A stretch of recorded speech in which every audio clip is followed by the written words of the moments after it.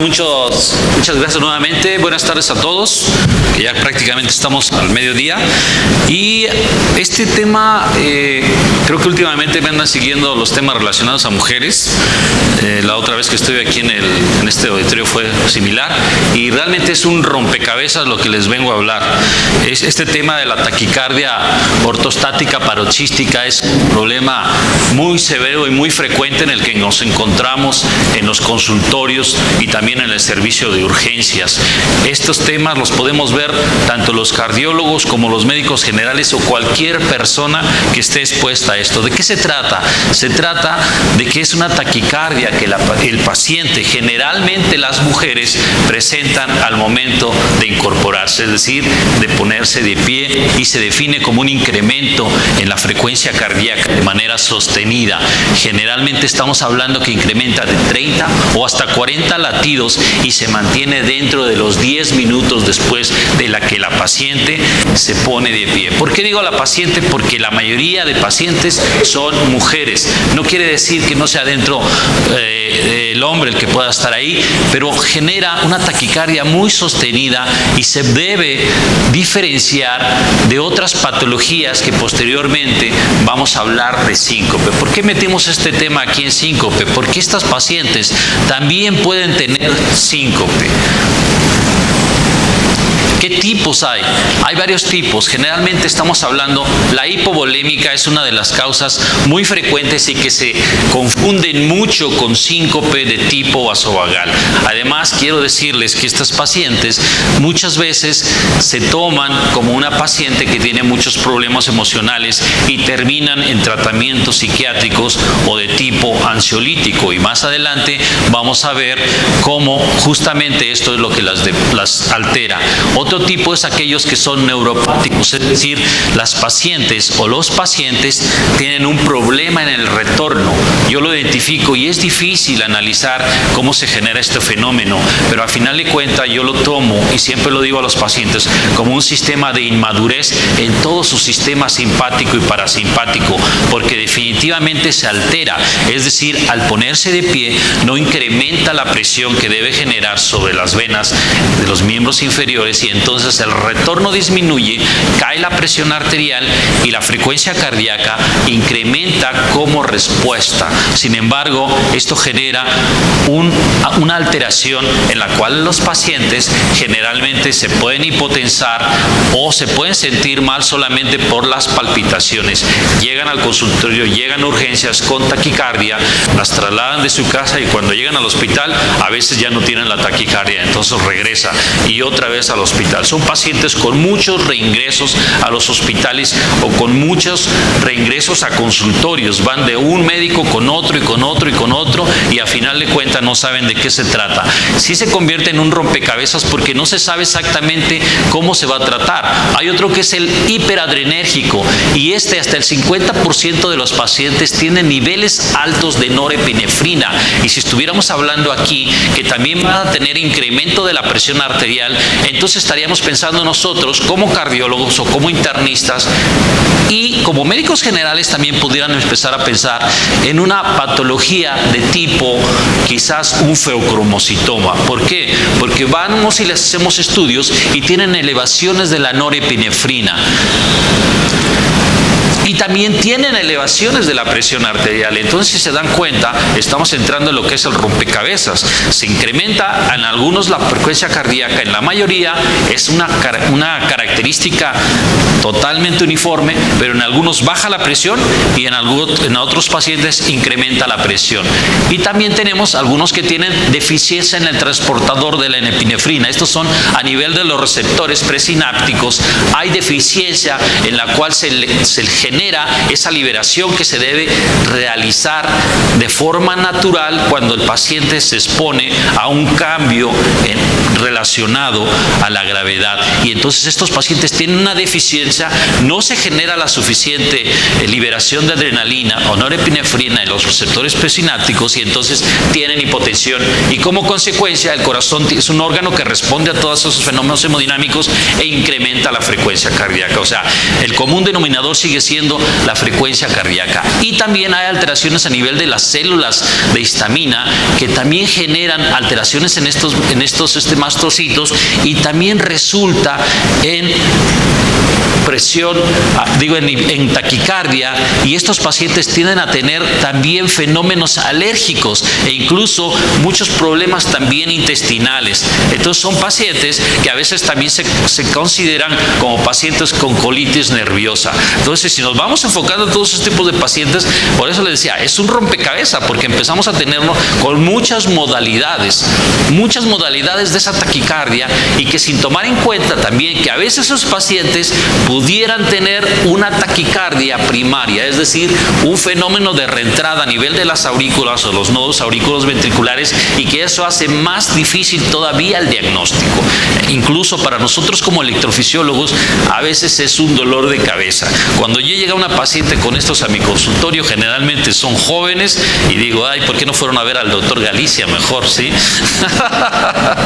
¿Por qué? Porque se van a convertir en un problema. Son pacientes que generan muchas llamadas, muchos WhatsApps en estos tiempos, y si no se hace un análisis ahí en el consultorio, hacer las pruebas, es muy complicado manejarlos, porque a veces tienen hipotensión, a veces tienen hipertensión y siempre con taquicardia. Entonces se convierte en un problema muy severo. El doctor Becerra me envía muy frecuentemente este tipo de pacientes también de la ciudad de Tuxpan, y también es un problema. Tengo ahorita una paciente que tiene este problema y tiene 3 años con este tipo de taquicardia.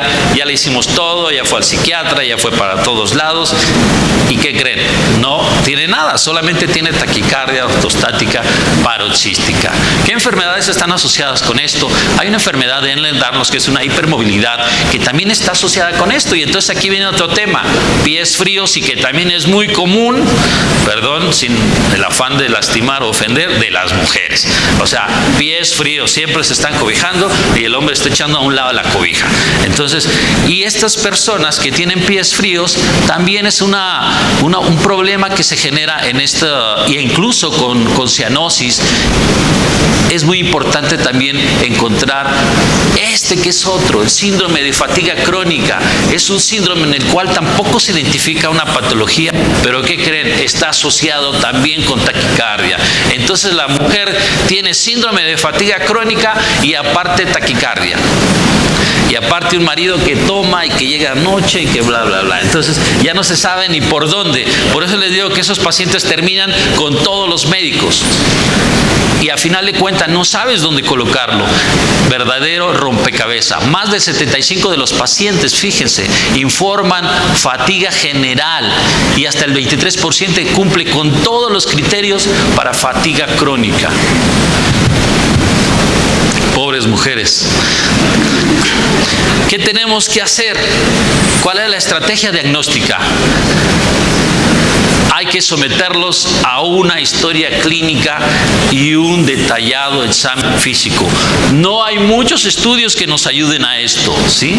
Se deben considerar siempre otras causas de taquicardia sinusal y se deben evitar todas las cosas que nos pueden generar las palpitaciones. Pero vean como todo lo que está desarrollado. Vean, palpitaciones, dolor de pecho, falta de aire, dolor de cabeza, náusea, temblores, fatiga, presíncope, problemas intestinales. O sea, verdaderamente un problema. Y a veces estos pacientes, sobre todo cuando tienen hipovolemia y que no se les da el tratamiento bien y que no los levantamos y que no les tomamos la presión, sino solamente lanzamos el fármaco, ¿y qué tal que esa paciente es taquicárdica e hipovolémica?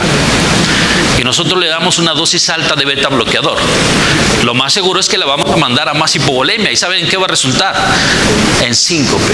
Entonces, por eso la clave de esta patología o este síndrome como tal es sentar al paciente, acostarlo y después levantarlo y hacer las pruebas.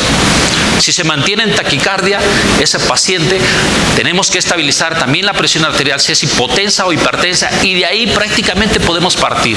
Con esos pocos síntomas nosotros podemos llevar una estrategia diagnóstica y después, vean, problemas también intestinales de manera importante, acidez, o sea, aparte llegan con agruras. Entonces ahí va el omeprazol, ahí va todo, o sea, se van con una dosis alta de medicamentos. ¿Qué otras consideraciones debemos realizar con estos pacientes? Bueno, con los síndromes de taquicardia sinusal inapropiada, cuando el paciente se ha deshidratado, que también es muy común que las mujeres van al gym, hacen un montón de ejercicio y tampoco se restablecen los niveles adecuados de líquidos y sobre todo sin electrolitos, y entonces pasan a una etapa de hiponatremia. Hay que diferenciarlos del feocromocitoma. ¿Cuál sería la diferencia del feocromocitoma? Que hay otras análisis que debemos hacer. Por ejemplo, las dosis están los niveles están más elevados y podemos hacer también pruebas de imagen para poder identificar el feocromocitoma. Es decir, si yo tengo una paciente con taquicardia ortostática paroxística más hipertensión, debo descartar que no vaya a ser un feocromocitoma. Debo hacer el ácido vanilmandélico, metanefrinas, van a estar más altas, más de 600, y además tengo que hacer estudios de imagen.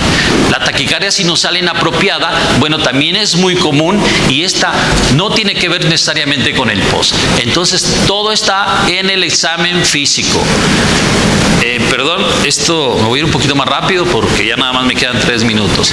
¿Qué tenemos que hacer? Ver todas las valoraciones, ver si este paciente además tiene un Ehlers-Danlos, que tenemos que ver si tiene acroceanosis, y qué pruebas de laboratorio vamos a hacer.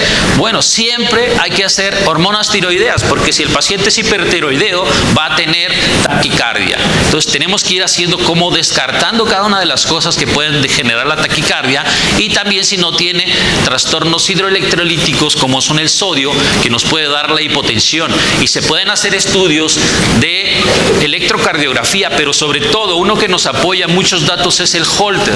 El Holter nos van a dar mucha variabilidad en el RR y también el monitoreo. Cuando el paciente se pone de pie puede tener la taquicardia. Ahí podemos hacer el diagnóstico. Entonces no se les olvide mandarlos a Holter también a estos pacientes.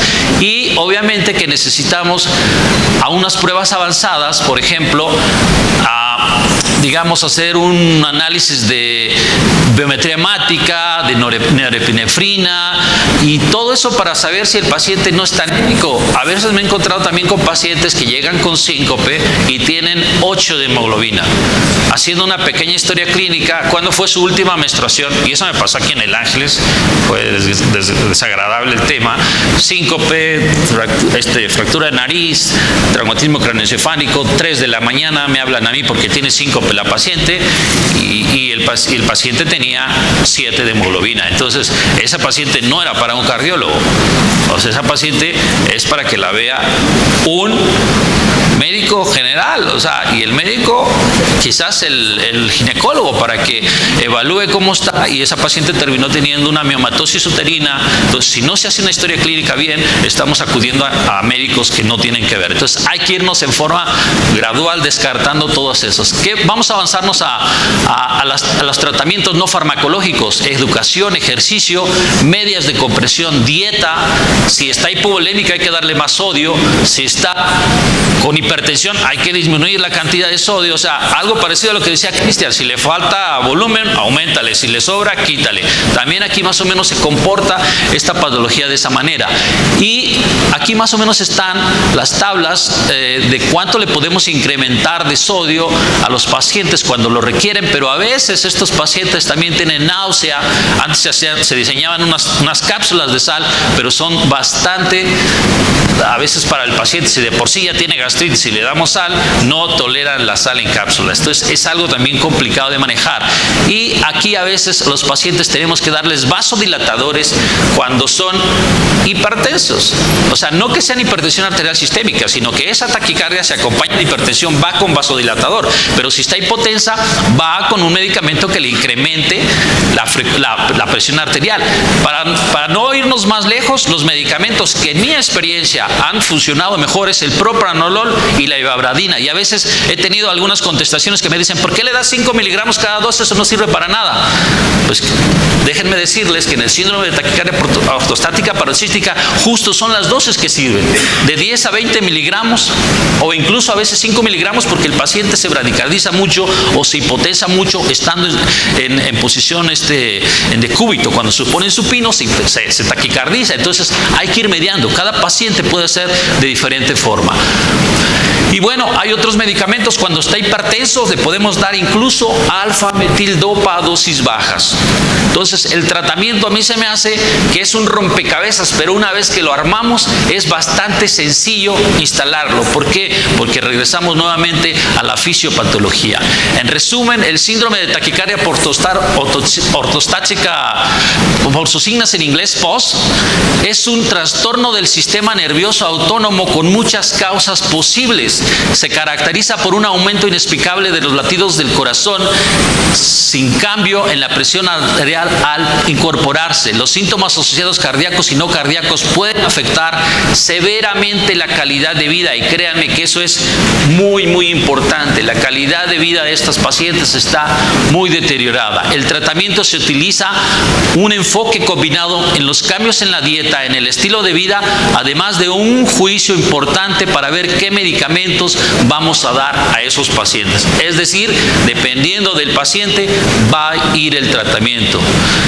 Ahí están las referencias, es muy actual para que ustedes lo puedan recibir. Y por favor, si les entregan una copia a todos los participantes, si tienen su USB, para que la puedan llevar y leerlo. En verdad, esto léanlo nuevamente, investíguenlo, es lo más actual que se ha podido establecer la taquicardia ortostática paroxística, para que ustedes, sin necesidad de mandarlos a un cardiólogo, puedan instalar el tratamiento en los pacientes. Muchas gracias.